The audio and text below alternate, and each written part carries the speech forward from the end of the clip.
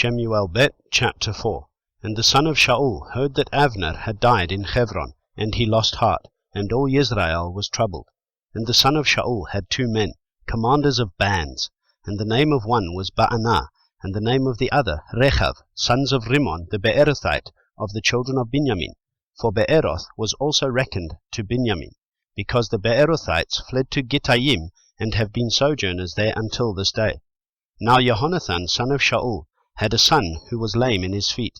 He was 5 years old when the news about Shaul and Jehonathan came from Israel, and his nurse took him up and fled. And it came to be, as she hurried to flee, that he fell and became lame, and his name was Mephibosheth.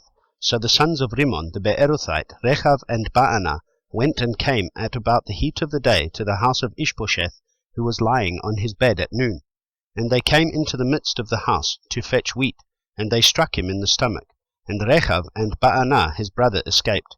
Thus they came into the house when he was lying on his bed in his bedroom, and they struck him and slew him, and beheaded him.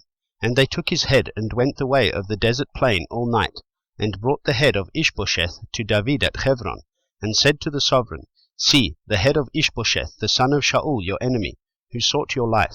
So Yahweh has given my master the sovereign vengeance on Shaul and his seed this day.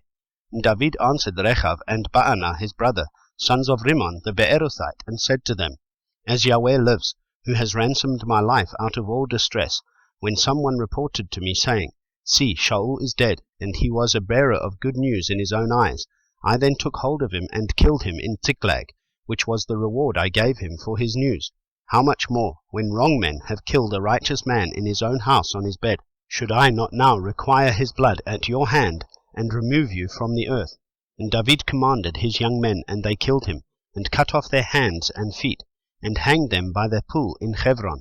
And they took the head of Ishbosheth, and buried it in the burial site of Avner in Hebron.